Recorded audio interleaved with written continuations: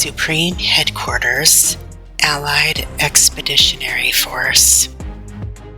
Soldiers, sailors, and airmen of the Allied Expeditionary Force, you are about to embark upon the great crusade toward which we have striven these many months.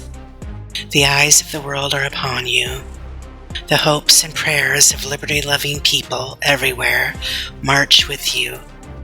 In company with our brave allies and brothers in arms on other fronts, you will bring about the destruction of the German war machine, the elimination of Nazi tyranny over the oppressed peoples of Europe, and security for ourselves in a free world. Your task will not be an easy one. Your enemy is well trained, well equipped, and battle-hardened. He will fight savagely.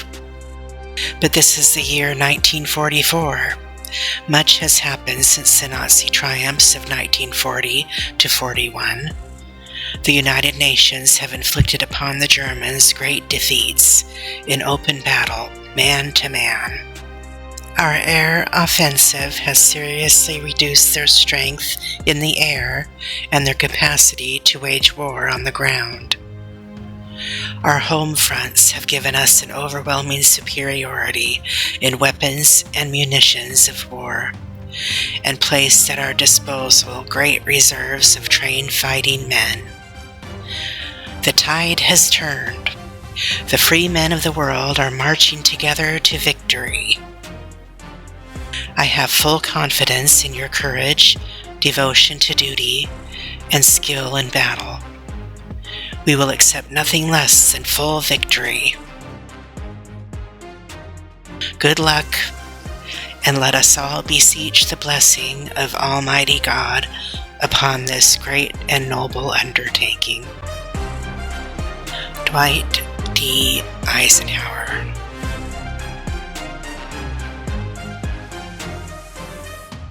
Washington, D.C. Gazette-Times, an independent newspaper for all people.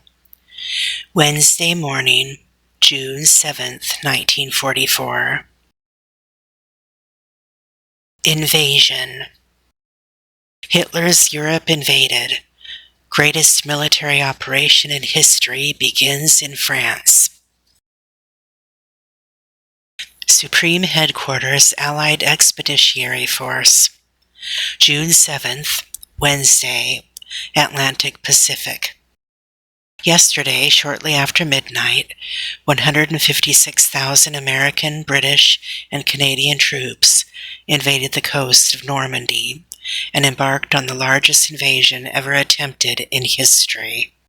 Under the direction of Supreme Commander Dwight D. Eisenhower of the United States, the mission, codenamed Operation Overlord, was quantified an undeniable success due to the countless examples of exceptional bravery and ultimate sacrifice manifested in various members of each branch of the military.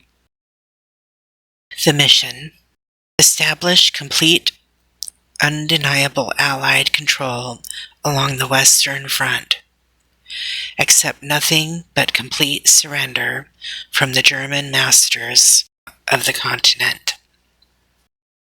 All allies involved came from various backgrounds, religions, races, and countries. Each group of soldiers were involved in a separate and vital mission, yet all were united in a common goal: the restoration of liberty to all freedom-loving peoples conquered and oppressed by Hitler's Third Reich and Nazi Germany. Today is a day of celebration, yes, but also one in which we implore all to pray for the continued safety and success of our Allied troops. The victory of the day depended heavily on a series of small, intricate missions beginning in the early morning hours and carried out into the evening. Whether it was the 24,000 paratroopers stealthy landing behind enemy lines, the hammering attacks of countless Navy guns from offshore, or the storming of tens of thousands of infantrymen along the shores and beaches of western France. Each mission was vital in accomplishing the Allies' ultimate goal: commence the end of tyranny and end the bloodiest war in history. June 6th, to be forever after known as D-Day, commenced as follows. The air attack. At roughly 12:07 a.m., 6 Horsa gliders were released from their escort bomber planes above the Normandy coast. They were engineless, gunless, and soundless, which allowed for furtive landings. Their passengers' mission was to secure 2 vital bridges just outside the French village of Bénouville. The capture of these bridges would both thwart the Germans' capacity to retaliate and enable the movement of the Allied forces from off the beaches. At roughly the same time, more than 1,000 planes dropped approximately 24,000 American and British paratroopers behind enemy lines along the coast. The paratroopers' mission was to secure the flanks on either side of the 5 beaches designated for the amphibious landing of the troops. The U.S. paratroopers were in charge of the flank to the west, while the British were responsible for securing the flank to the east. All missions were successful, but not without great cost. Due to precarious weather conditions and inexperienced pilots, some gliders and many of the paratroopers were dropped miles from their target locations. They were scattered far and wide behind enemy lines, and many met with hostile enemy fire. Some, due to overcautious pilots, never made it to shore. Instead, they were dropped out at sea where they drowned. Due to the weight of their gear, roughly 200 pounds, or the tangle of their parachutes. Others were dropped too late and died on impact when their chutes failed to open in time. God bless them for their sacrifice.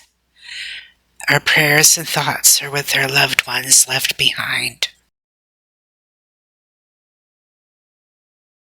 The Armada. As early as May 31st, 10 of thousands of the infantry soldiers began boarding ships in preparation for the invasion. Many arrived on the beaches exhausted, claustrophobic, and seasick from being tossed about on stormy seas for nearly a week before the actual invasion began. On June 4th, several ships headed off across the English Channel, only to be called back to port due to poor weather conditions. The success of Operation Overlord depended heavily on the weather. Not only did the weather need to be calm enough to cross the English Channel, but the tide needed to rise and fall at precisely the right time. There also needed to be a full moon for troops to be able to see their assigned landing positions. It wasn't until the evening of June 5th, after receiving word from Chief Meteorologist J.M. Stagg about a break in the weather, that Eisenhower finally gave the official command for Operation Overlord to commence. There were 6,939 ships involved in yesterday's invasion. It was the largest armada ever assembled in modern conflict.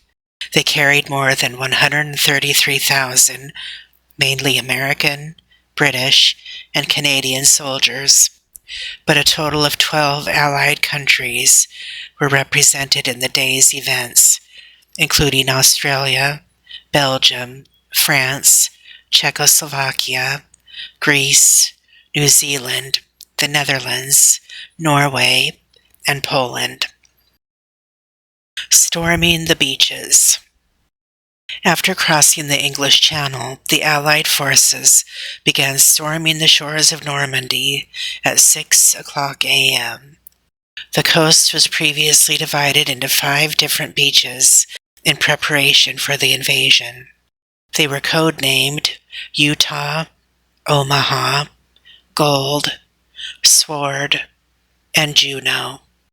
Each was assigned to either the Americans or the British and Canadian combined forces.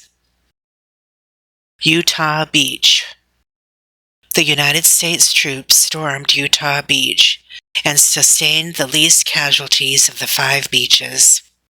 The biggest challenge of the day proved to be congestion caused by ships unloading men and equipment too quickly. Due to the quick thinking of General Teddy Roosevelt Jr., son of the late President Teddy Roosevelt, and Colonel James Van Fleet, the congestion was curtailed by noon as troops were sent inland. There they met up with paratrooper divisions that had already secured the town of Popeville and other destinations. By nightfall, about 24,000 troops and 1,700 vehicles successfully landed and gained control of Utah Beach. Omaha Beach. The United States was also appointed Omaha Beach, but unlike Utah, the outcome of Omaha was far less favorable. The beach was chosen for the invasion because it was almost completely undefended in the summer of 1943. However, between then and yesterday, German General Erwin Rommel had been hard at work. Ordered by Hitler to complete construction of the Atlantic Wall, he had not only commenced the construction of a concrete wall running along the Atlantic coast, but he and his men had fortified the area with 2,400 miles of landmines, bunkers, and other dangerous obstacles designed to prevent invasion. Because of this, Omaha was one of the most heavily fortified landing spots and became the bloodiest of the day. Landing in the same congested way as their comrades on Utah Beach, U.S. troops did not receive sufficient cover from the planes assigned to bomb the Omaha shore earlier in the morning. They were, therefore, exposed to heavy enemy fire and Rommel's other deadly fortifications even before they set foot on the shore. This resulted in the death of 2,000 American soldiers on Omaha Beach alone. Due to the extraordinary bravery of 2 men, however, Omaha was ultimately quantified a success. General Norman Cota, who courageously led his troops out of enemy fire, then rallied them on, up over the sand bluffs of the beach and behind enemy lines, where they demanded the surrender of the enemy. He and his men then secured the village of Vierville. Lieutenant Cota's success was in large part due to Commander Ralph Ramey of the naval ship USS McCook. Seeing the dire situation of the troops on shore, he defied orders, drove his ship full speed toward the shore, and blasted the German positions with the ship's guns.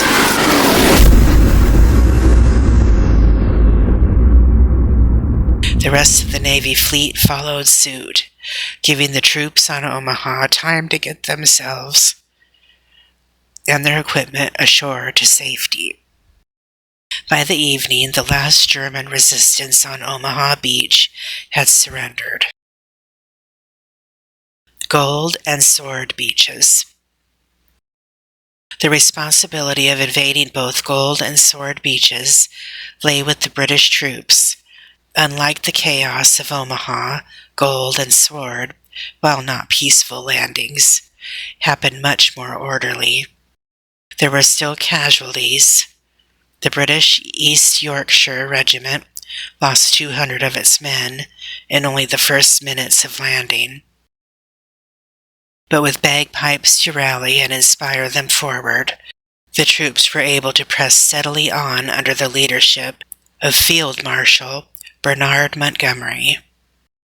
They accomplished their mission to secure several towns, including the town of Caen, which is considered the gateway that guarded the road to Paris. Juno Beach. Juno Beach was stormed by a combination of 15,000 Canadian and 9,000 British troops. It was almost as bloody as Omaha Beach, and an estimated 1 in 19 men who landed there died. However, by day's end, Canadian troops had progressed farther inland, securing more cities than any of the other Allied troops. The Army Rangers. Of the 58,000 American troops who fought today, 225 Army Rangers, under the leadership of Colonel James Rudder, were given the mission to lead an assault on an isolated German gun emplacement located at an outcrop of cliffs called Point Talk. The cliffs were located between Omaha and Utah beaches. Rudder and his men faced similarly impossible odds as the rest of the troops who set out yesterday. It is still unclear whether or not the Rangers successfully completed their mission. Nothing has been heard from them since they radioed General Clarence Huebner for aid yesterday in the late afternoon. As with all our troops, our hearts and prayers are with their families and loved ones. The final count. While it remains too early to tell, yesterday's casualties have been estimated between 3,000 to 5,000 for the Allies and double that for the Germans. The lives lost shall not be forgotten. May we therefore take courage and heart in the knowledge that the final death count has proven to be far below what Supreme Commander Dwight D. Eisenhower and his expeditionary force anticipated when they initially set out to invade. All leading officers consider yesterday's historic events to be an immeasurable success. God bless America and the Allied forces. May we all ever pray for the success and safety of them all.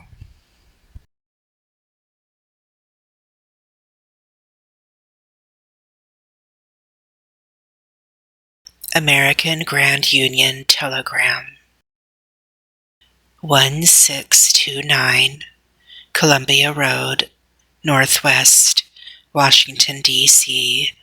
20009 Washington, D.C., June 8 p.m. Mrs. Audrey Rose Burke, Washington, D.C. Dear Mrs. Burke, the Secretary of War desires me to express his deep regret that your husband, Corporal Charles Henderson Burke, of the U.S. Army Rangers, 2nd Battalion, has been reported missing in action since June 6. If further details or other information are received, you will be promptly notified. Captain Winslow Fairbanks, Grand Camp Les Bains, France, 4:47 p.m.